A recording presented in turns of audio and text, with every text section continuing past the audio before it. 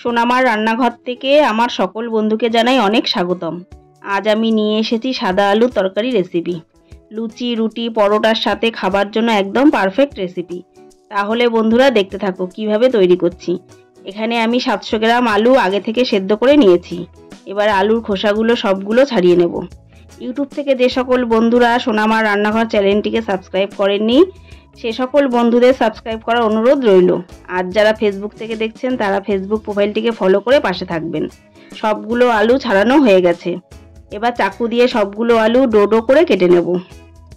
বন্ধুরা, অল্প সময়ে সামান্য তেল মশলা দিয়ে লুচি, রুটি, পরোটার সাথে এতটাই খেতে ভালো লাগে তোমরা না মানলে বুঝবে না। এবার কড়াই বসিয়ে গ্যাসের ফ্লেম অন করে সামান্য সর্ষে তেল দেব। তেল গরম হলে ফোড়নে 2 শুকনো লঙ্কা দেব।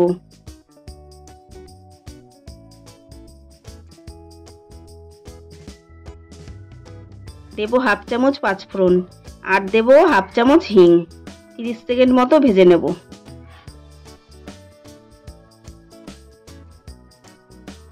এরপর দিয়ে দেব কেটে রাখা সেদ্ধ আলু আর 4টে কাঁচা লঙ্কা।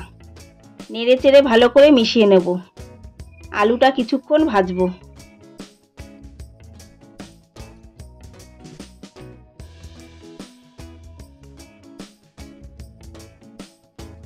এরপর দিয়ে দেব স্বাদমতো লবণ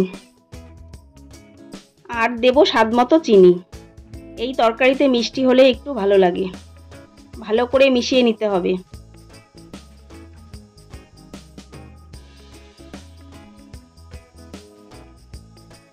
বেশ ভালো করে মিশিয়ে নিয়ে এবার দিয়ে দেব পরিমাণ মতো জল।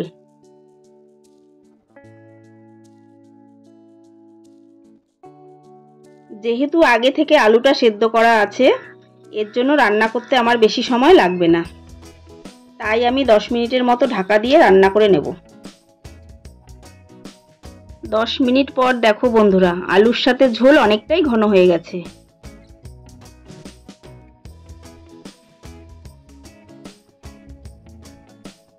প্রায় রান্নাটা অনেকটাই কমপ্লিট হয়ে গেছে।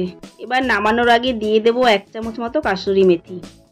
নেড়ে চেড়ে ভালো করে মিশিয়ে নেব।